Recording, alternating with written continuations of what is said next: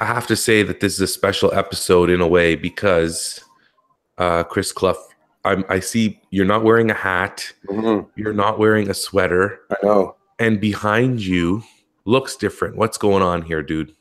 I'm at the Ontario EdTech Summit. So it's at, I think it's Jacob Hespler Secondary School. And yeah, so pre-conference time, just tried to find a quiet spot to hall squat.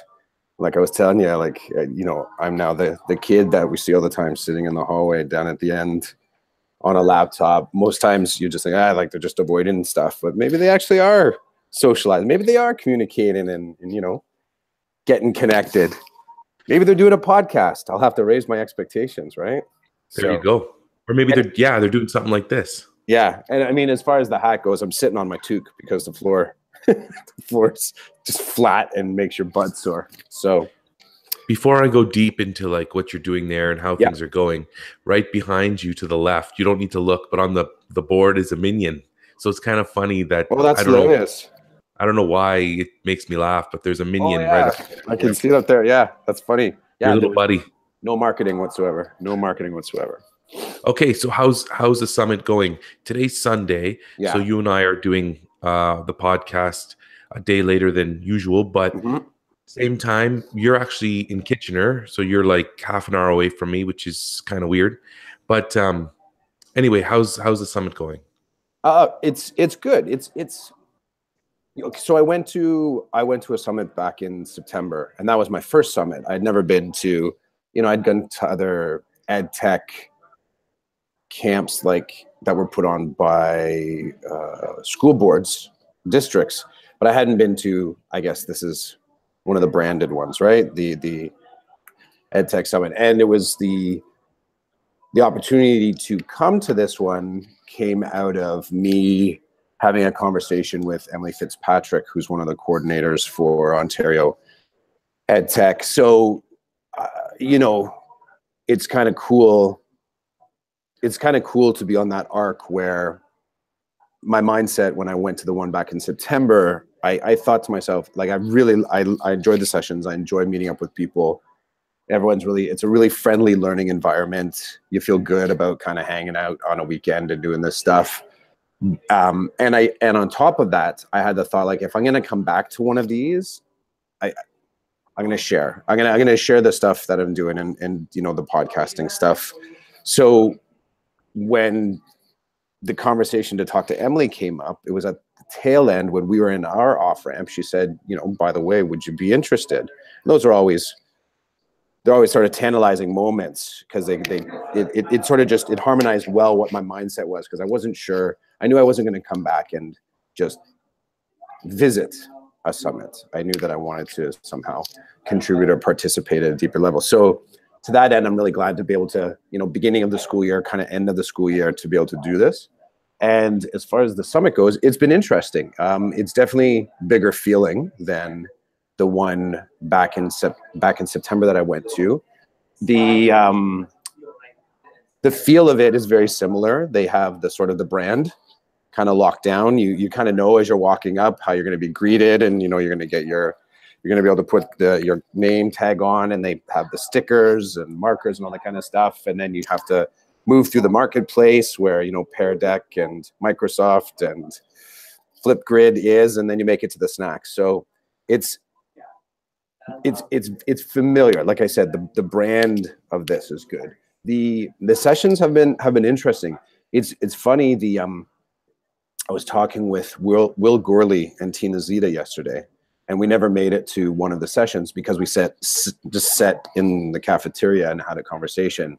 And you start to realize that at some point when the tech isn't all new, so you sort of are kind of, you're an active user of Classroom, and you're kind of cool with DocAppender, and you kind of see the robots and Ozbots and all that, and you realize that getting to some of those conversations, like those landing, what they call them, like the campsites. So you sort of get to around that fire and you get a topic. I think that it's unfortunate in some ways that there's a cost to that. Like you have to pay a ticket price to get to that conversation, but it's very much, I think, what also goes on at ed camps, where you just get this opportunity to kind of finally talk about a topic that is of high interest to you. Session yesterday I made it to was, they were a group from Thunder Bay. Mike Filippetti and some of his students were coding Ojibwe keyboards, which was really cool. Listen to their process. They're starting from zero experience whatsoever, finding a problem and just kind of running with it. I went to, well, and then I did my session, and then I went to another session on Google Classroom, which was interesting because I'm a user. And I think out of any of the Google tools, that's the one that I'm always on the fence of deciding. I feel like I'm constantly having to make the most decisions around Google Classroom. Like what I'm going to do, how I'm going to use it, how I'm going to reframe it, all this kind of stuff. So it was good. And then last night got to hang out. We went out for some sushi and just did some smack talking, which maybe we can land on a little bit. One of those interesting, last week or 2 weeks ago, I think we talked about, you know, where do you, you know, if it weren't for yours and my on and off ramp here where we kind of meet on the weekly, I think we kind of extended that as a think about to other people that listen to the podcast. Like, where do you get that space where you feel like you can kind of close the door and just kind of like, you know, just kind of get that sigh out. So overall, a good one. A good one. I can't stay for the full day today. Life is busy back home. So I'm here for the morning and then I'll be busting out at noon. So I'm going to make it to one more session this morning. I'm trying to decide what that'll be, but a good experience. Definitely a good experience. A couple of things. The first one is it's important for people to know that teachers do all kinds of PD on their own all the time. And this is one of the things that you're choosing to do. You're spending a day and a half, basically your whole weekend at a summit where you're presenting and you're connecting with people. So you're building your professional learning network, you're learning new things, or you're just sharing what you know to help other people learn new things. That's the first thing. That's important. That happens. The second thing is, I hear what you're saying about sitting down with people and not making it to a session, because there are some sessions that are just wrapped around something that you already kind of deal with. And it's not that you won't learn anything new. It's that, are you really just going to go and sit for 50 to 60 minutes and take away from a conversation that you could be having with some really cool people in your PLN that you never get to see face to face? I get that. It makes me a little bit more aware that there's all kinds of people at these things. There's people like you who understand certain tools, and so you don't really need to go and learn more about those tools at that time. But there's a lot of people that I would say know nothing about those tools. Mm-hmm. And for them, this experience is very eye-opening. And so there's both sides, right? Like the ed tech team people that are running it, a lot of them become skilled in a lot of these things because they have to present it and they have to talk about it. And so I can imagine for them what it might be like. But there's people that just, they'll go over and over and over again because they know they're going to pick something up that's new every time. Mm-hmm. I get that. There's all kinds of people. So it's good that someone like you can offer up some of your knowledge and experience and skills around podcasting. That's appreciated. It's a newer thing. And it's nice to know that the summit allows you to be able to talk about that. I know Will Gourley's probably talking about TED-Ed. Yep. Yeah, he's doing a session on that today. Yeah. So like, even like, I don't know. I know that that's Will's thing. He's passionate about that, so he's going to share about that. This is kind of funny, right? Like, you could name some people and I could tell you probably what they're doing there, what they're presenting on, just because you just get to know what people's wheelhouses are. Mm-hmm. And what they're comfortable with and what they're going to put out there. Uh-huh.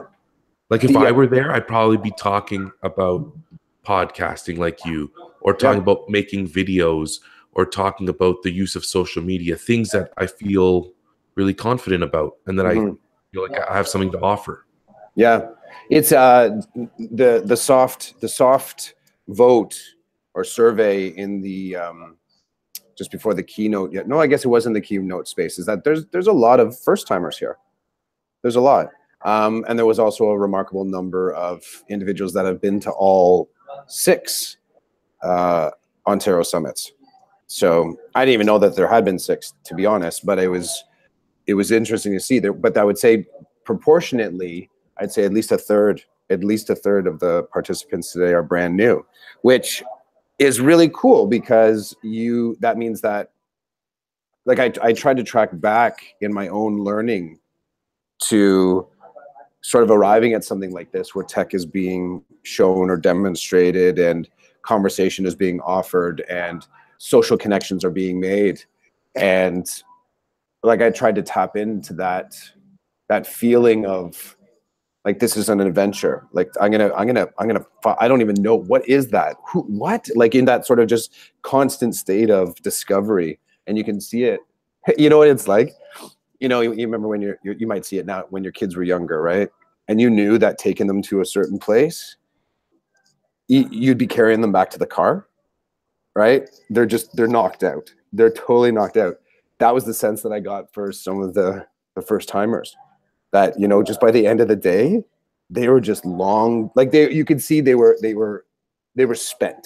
They were just like, you know, and you had to sort of, like, you know, get home. Hopefully they found a way to kind of land nicely on a couch and kind of chillax, because there's day 2, right? So and day 2 is, I mean, if everything just goes wide open on day 1, day 2 is when you got to gather it, because you really do. You have to kind of like think about, oh yeah, you know, I think I originally wanted to go to that session, but then I sat and talked with that guy and they were talking about they might do a side session, or, you know, so you have to be, I think, a little bit more strategic on day 2, especially if it's one of your first times here. I think second, if you're, you know, suddenly connected with something, you almost have to pursue it. Because 3, if you don't have the wider network, like if this is your network and this is your seed point, you might not see these people. You might not find them again. So you're grabbing business cards and, oh yeah, are you on Twitter? And, oh, you have a blog. Like, I see that often in these conferences, that on day 2, people are just, they're ferocious. Like they somehow dig in. I only imagine, like, they're driving home from this and they're just like, hey, just waking up behind the wheel. I know I'll probably be like that. I mean, I'll be driving back home 2.5 hours this afternoon. So that was also part of my thing. Like, for me to stay right to the end and then drive, I'm snoozing at the wheel. So, but yeah, carrying your kids back to the car, that's what I was seeing a little bit at the end of the day yesterday. It's so true. I think I've been to 3 of them, and every time it's, well, the first time was a summit, a mini summit, like a boot camp or whatever they called it, in Mississauga or somewhere around there. Scott Monahan, who I met face to face at this thing, he was the one that told me about it, and this was before my board kind of got into Google. Yeah. So, and at the time it was called a GAF summit, and it was a Google boot camp, they called it. So me, a principal, a superintendent, and our IT consultant, we went, and we were there for 1 day. And on the drive home, we were blown away. We were just, our heads were ready to explode. So then when I went to the Ontario summit the first time, felt the same way. My head was going to blow off. There was so much learning, so much connecting. It was such a rich experience and overwhelming. And then the second and third time, the head didn't feel as full, because I was more focused on sharing, right? So my energy was coming from standing in front of people and formally sharing something with them. So, I mean, anyway, it's a worthwhile experience for anybody who's not been. Yep. And it's worthwhile for people who have been. And I just think it's neat that we're a little bit more than halfway through the school year now. We're coming to the end, right? We're in April. We have April, May, and June to go. And on a weekend in April, you're sitting doing professional learning on the weekend in Kitchener, and you're from Newmarket. So like you said, you've got to drive. You know, thumbs up to you and everybody else who got in their car and made a long trek. I know there are people there from Ottawa who made the trek, like Sarah Lalonde is there. So she obviously probably put a crew in her car and drove down. I think Hélène Cormier. The name sounds familiar, yes, but someone that I've just sort of recently met online. She's here. I got to meet her. So, and I think she's Ottawa area as well. I know. Go ahead. Voice Ed Canada's there. So the father of internet educational radio. I've seen pictures of Stephen Hurley there as well. Yep.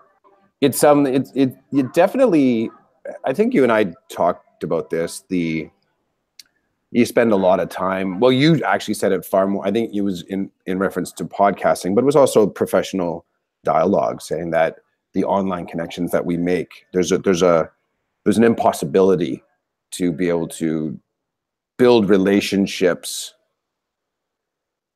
as easily if you're hoping to always meet someone face to face. Like, you have to consider, can I build a rich, deep relationship with someone that we're doing like this, like a teleconferencing, or communicating via blogs, or even following someone's social media feeds? Like, how deep can you go?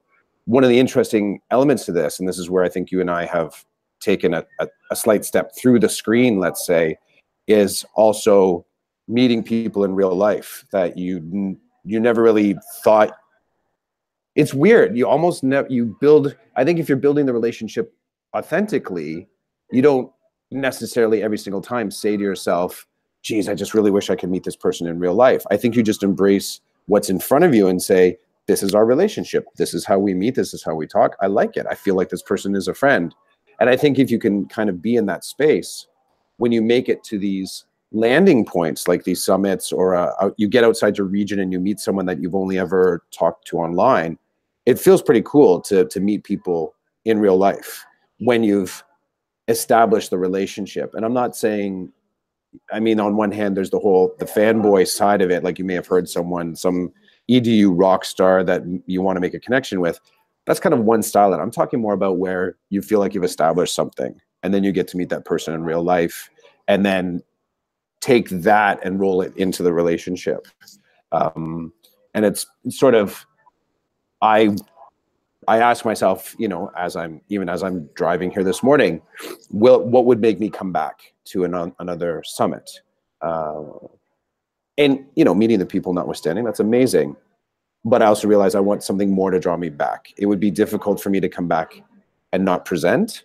I think I'm now kind of in that space where I accept that as part of myself. I can present to my class, I can present in my school, I can present to my board, I can present outside my board.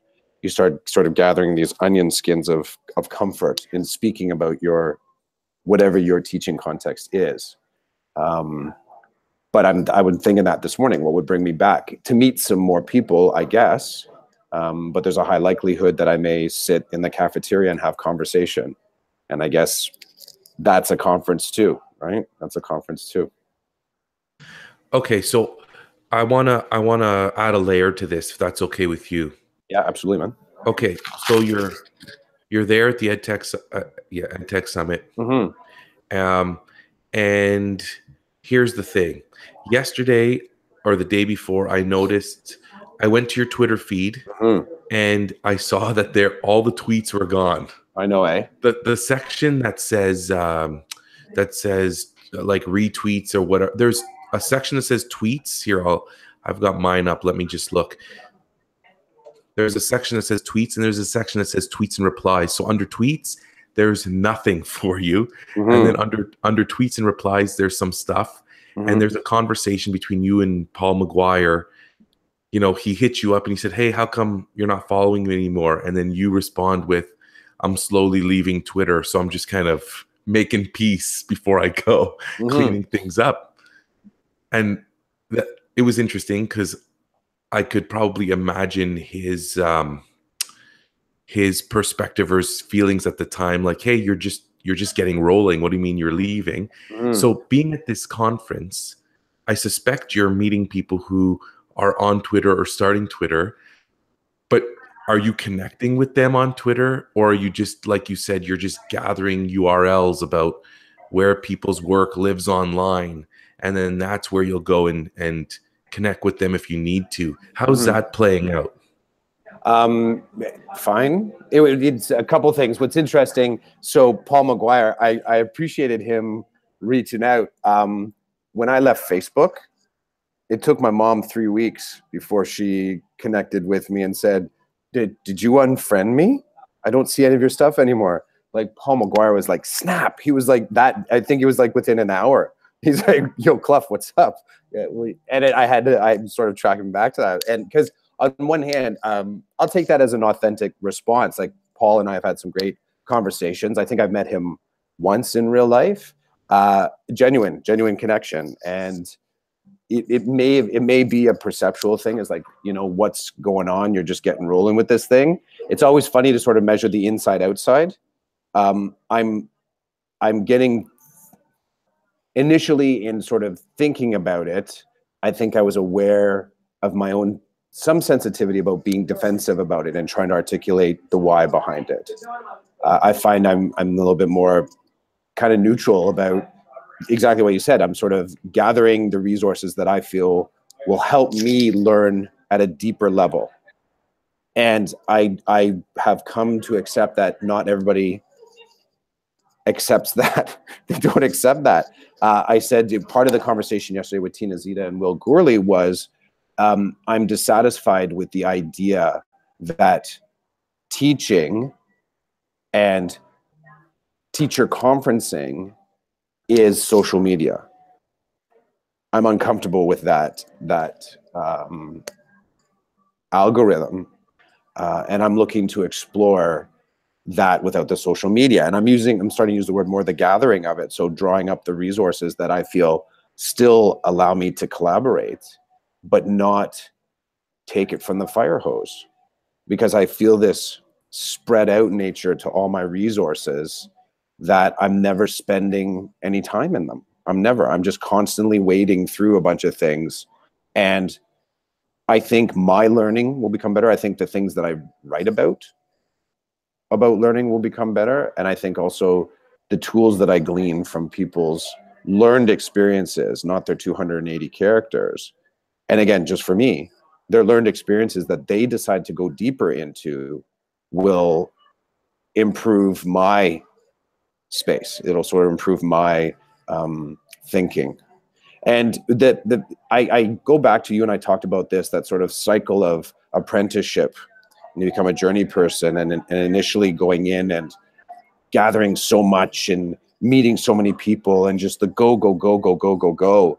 I'm just not willing to do that anymore. And it has nothing to do with laziness. It really has more to do with, I think I can sort of get to the rigor in a different way. And I have to admit, me spending time with you on the weekends is a perfect example of moving away from what externally might be expected of a podcast, of a conversation, and going with an authentic version that from the inside out speaks to me. Like these meetings that you and I have, they speak to me. They fall exactly in what I would say is the center of my professional learning requirements. And Zita and I talked about, I think I told you about the ASL, the herd when I was taking the course. And I had this idea of there's the herd when I was learning, and I was somewhere right in the middle. And as the learning kept on going forward, I felt myself moving to that sort of edge of the middle. And then all of a sudden I'm right here and the herd is still going forward. And then somehow I pop out the other side. And it was around the week 3, week 4. I'm like, I'm done. Like, I can't learn like this. I think I got to that space with using social media, really scrutinizing, am I and can I keep learning like this?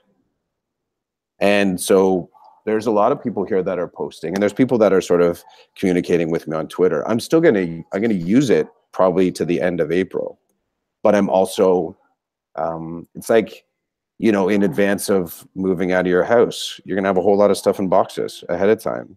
Because when the van pulls up, you got to be ready to put all that stuff in the van to go. Like, there is no choice.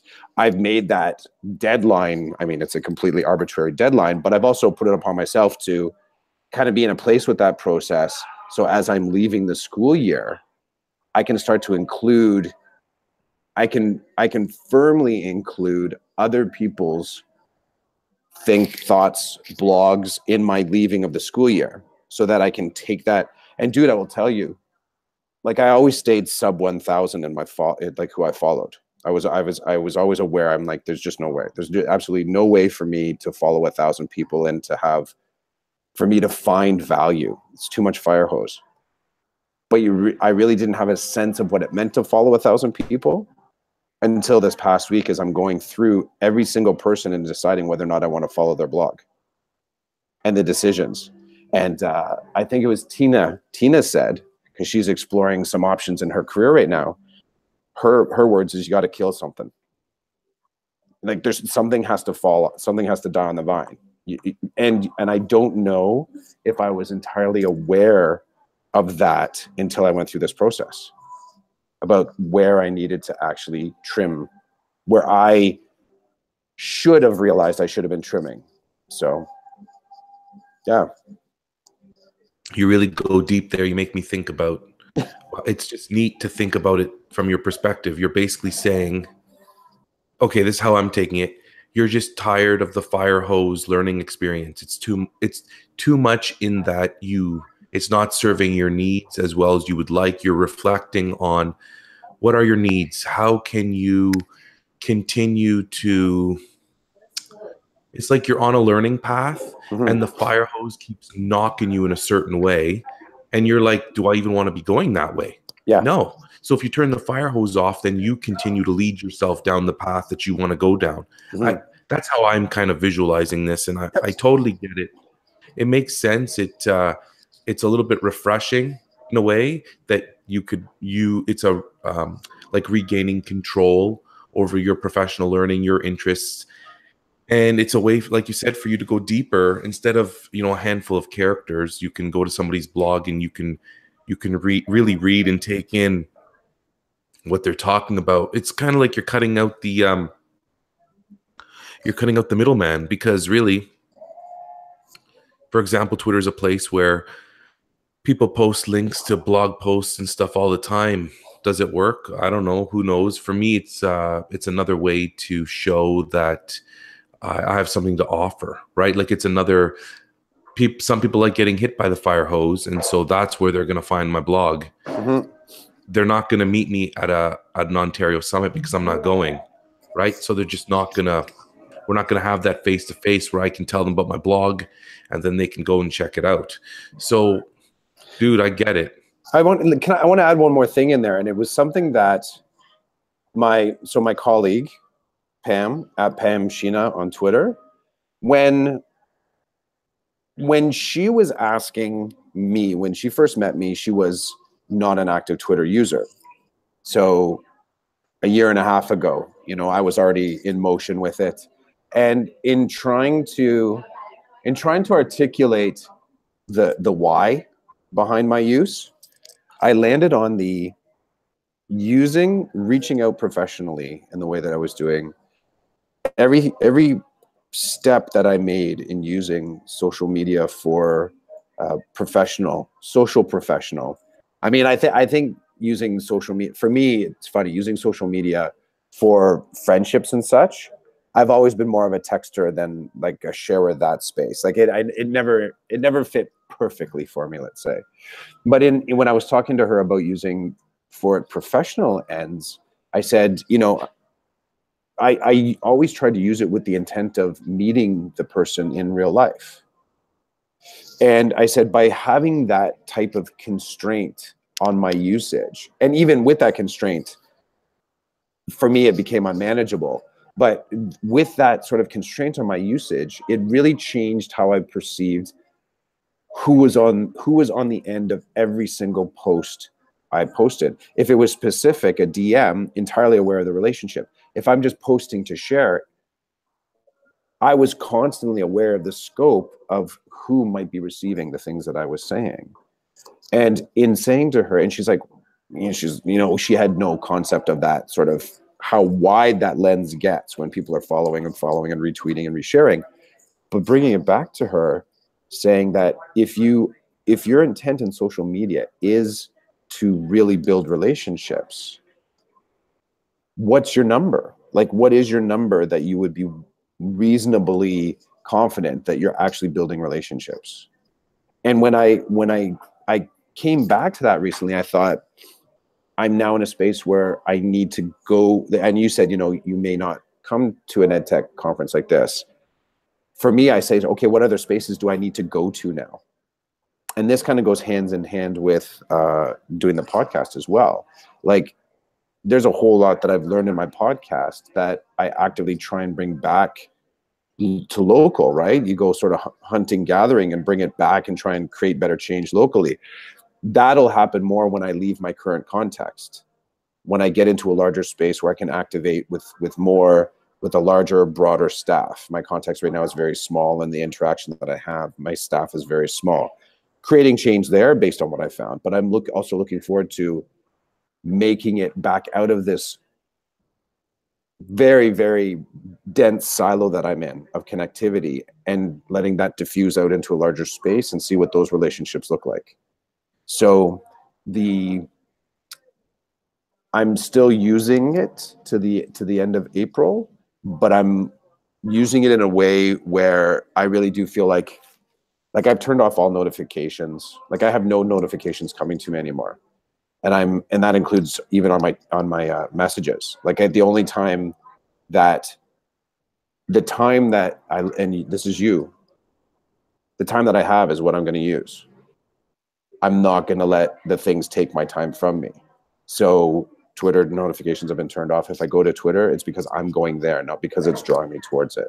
So I'm liking this idea more and more of going to spaces where I can interact with people and share the ideas and skip a session because we're going to land at a bench, and still being informed about what they're working on, because their posts are rich and there's more than 140 characters there, and I can take 2 or 3 days to kind of digest it.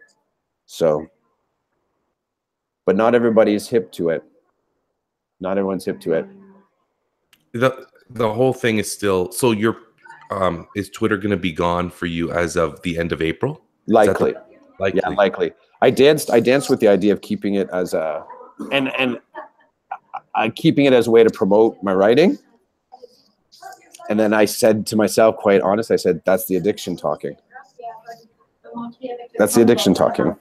So, because, as far as the writing goes, I'm writing for me. Mm-hmm. I'm not writing for an audience. I have to accept that. I write for me. And if someone finds it, cool. I'm still going to keep writing. Like, I don't have it's funny. I don't have a method to publish. I don't have an book deal in my future. I don't have a, hope that I'm going to be asked to come to California and speak on a topic. And with that in mind, kind of accepting that about my practice, I don't know if I just don't feel the compulsion to keep Twitter to amplify that. I'm just going to keep writing. Someone picks it up, someone checks it out. I'll probably, include it now in my in a tagline somewhere that I have a blog. You're more than welcome to go. But I don't know if I'm going to sort of be on the wheel anymore of that personal amplification of because it gets a little too close to, like, I don't seeing myself as a brand, and I don't, we've had convos about that before too, and I'm not so deep into that. I'm just not prepared to sort of build that type of thing anymore. My toque, my toque on my butt. Okay, I'm better. Shoo. Okay, so far in this episode, we've talked about basically the Ontario Summit, sharing learning, growing PLN. Yep. We've talked about your position on leaving Twitter again. I have a feeling it's going to continue on because the de-evolution of social media in your professional and personal experience is an interesting topic. What's next, dude? When we stop today's episode, what's going to happen? You're going to get up and go somewhere, or are you going to find somebody to talk to? What's going to happen? So yeah,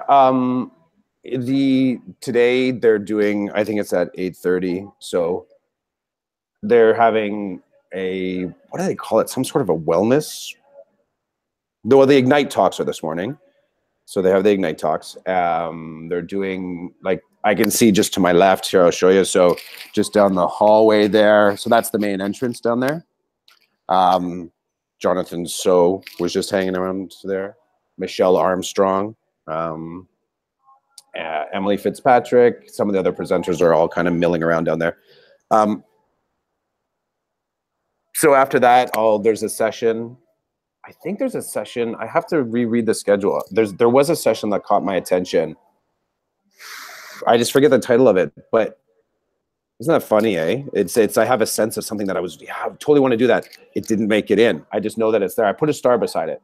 And then I'm doing my session during what would be the session 2 today. I'll do a quick, I'll grab I think they're probably having wraps for lunch, and then I'll hit the road and drive back. And then it's, everything that was in some ways on pause at home, I go back into parenting as soon as I get home. Laundry, groceries. So, I got to meet Jason Trin. Yeah, he was out last night. He was talking a little bit about his innovator project. Who else did I get to meet? Dave Carruthers. Got to meet him. Doug Peterson. Sorry, I got to meet him. Sandra Chow. Got to meet Sandra Chow. Hadn't met her before. So there was a few people that it was cool to make the face-to-face. I would say these are just people that I've had. It's those individuals that you've have always been a voice, that sort of voice on the other end. So I'm hoping to make some face-to-faces before we go. And very good, very good. Yeah. Just to absorb. I got to be honest, just to absorb. Yeah. So so I don't want to, I know I recognize and respectful of your time. I appreciate you doing this kind of cool experiment, having you, who'd you just wave to? Who'd you wave to? It's just someone walking by. Do you want to meet them? No, do you want to be on a podcast? Sure, why not? So this is just a fellow, okay. Do you want to give your name? Sure. I'm Jeanette Voden. I'm a teacher with the Waterloo Region District School Board. Have you ever met Roland before? I've never met Roland. Hi, Roland. So here, Roland, do you want me to pop off the headphones for a sec? Whatever's good with you, man. So I'm actually presenting today. Okay, awesome. Kind of on podcasting. Yes. Roland and I have a history of podcasting. Okay. He was in a lot of ways a mentor for my podcasting efforts. He has one, Roland Shidiak Connects, and he goes kind of North American style. He has that. I do one, Chasing Squirrels Education. We decided to do a side hustle, and we generally meet week to week. Yes. And we just kind of debrief. Oh, awesome. You'd say debrief? Talk about the week. So his context is elementary, mine's secondary. I'm perfect. from York Region. Okay. So yes. I'm here today at the EdTech. That's great. Roland, did you want to throw down a question? Have you been to an EdTech before? I have. This is my 4th. Do you want to throw anything down? She's kind of in the sweet spot between. This is only my 2nd. How many did you say you did?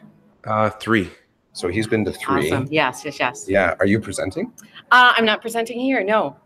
Have you presented? I present at Reading for the Love of It and the Celebrating Linguistic Diversity Conference. Oh, cool. Okay. Ask her if next year she'll present at the summit. I would. There we go. Yeah. I'd present wherever somebody wants to hear my little passion project.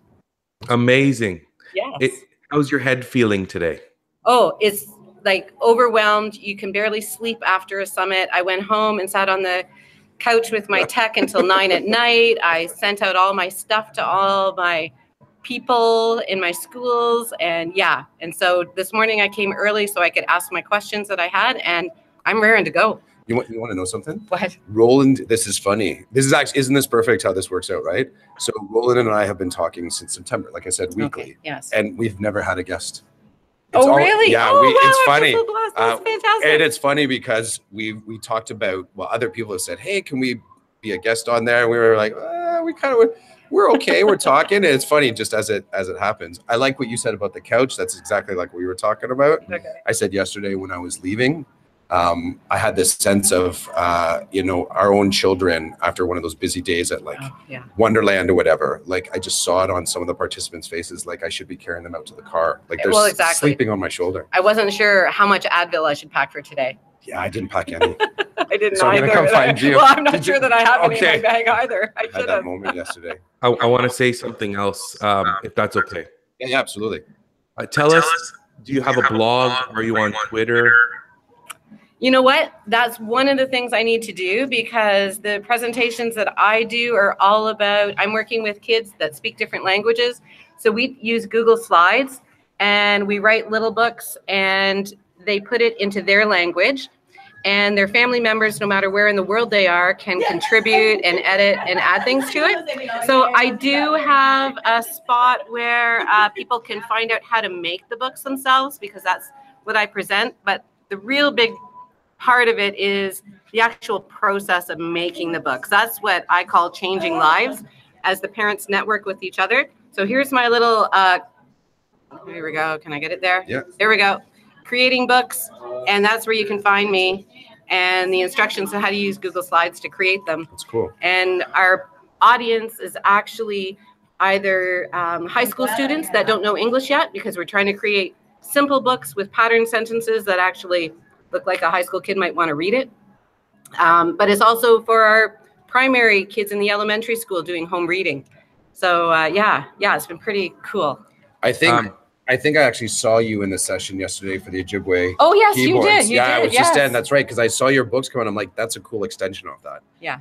Okay, this is really cool, because as I'm talking to you two, I'm on Twitter, and earlier Chris mentioned Tina Zita, an Ontario teacher that's part of our professional learning network.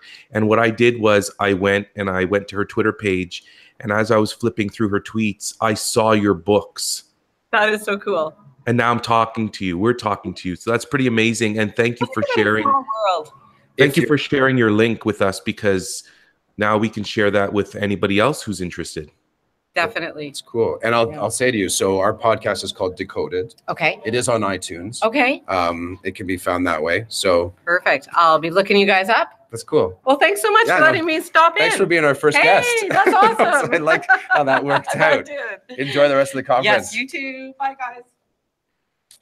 Wow, that was cool, Chris. See, that's the feel of those summits, right? Like, I thought when you were waving, you saw somebody you knew, and you're just saying, "Hey, how are you?" and they're being respectful. New person, yeah. Wow, that's the power of these things, though. Everybody there is relatively friendly. People want to connect. People want to learn. That's exactly what the feel is like. I can't believe she was talking about what we were talking about, the feeling of that. That high, right? Yeah.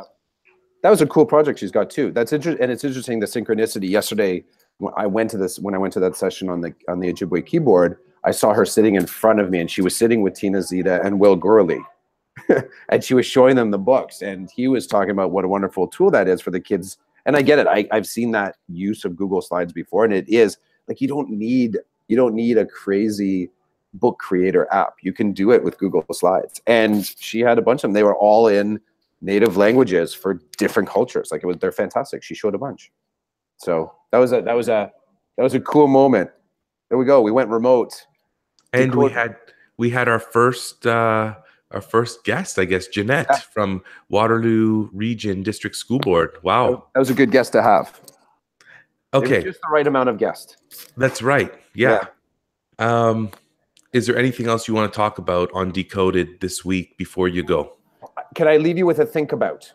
Homework? No, just a think about. Provocation. Okay. Drop it. It's come up more and more and more, is where are the moments where your teacher side and your student side have the most honest conversations with each other. And this extends we've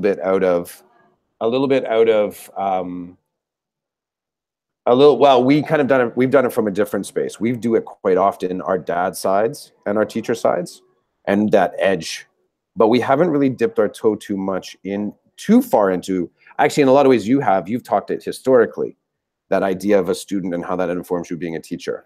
But I'm going into the next week thinking about that kind of actively, where my student and teacher side comes together, and what is it that I learn in that space. I'm still doing some reflection coming out of the ASL, that's all. But what I'm doing is I'm posing that to other people as well. So I'm asking other people about what does that moment look like, and if they've ever had that moment. A tweet yesterday that came from your presentation involved, you asked a question, something about being a parent. A teacher who's also a parent is a better teacher than a teacher who's not a parent. Something like that came out of one of the session, or the session you were leading. I said that I would rather be a parent teacher than a teacher parent. That was the frame. Yeah. But still saying that there's a challenge there of being a parent teacher. Yeah. Got it. Yeah. Okay. Well, thanks for the provocation. And like, unless there's more you want to talk about, I'm good to shut this down. Just because I'm all good, man. Context. Yeah, no, I'm all good. I love that we were able to make this happen. This is pretty cool. Thanks for making it happen. Thanks for being open to it. So is this the sign off then? If you want it to be, yeah. All right, sounds good, man. So we'll reconnect. I can see the halls. It's funny. I feel the sense of the crowds coming down the hallway a little bit. And it's funny, you know, if you saw a student standing at the edge, down at the end of the hallway, you tend to just kind of walk past them. But I don't think anyone's ever seen this before. Like one of the teachers kind of camped out. I've had a few people say, "Oh, are you locked out?" I'm like, no, I'm just, I just need a space. It's 8:19, so people are probably going now to the Ignites. To like grab their seat. You know, they want to grab their space. Yeah. So all right. If you check out the Ignites, enjoy. I will, man. Yeah, I'm going to go. One of them I think I've heard, but the other ones I haven't. So I'm going to go check them out for sure. Grab a coffee and go. Okay. Have a good one. Yeah. Thanks for meeting with me, man. No problem. Anytime. See you, Chris. Yeah. Take care.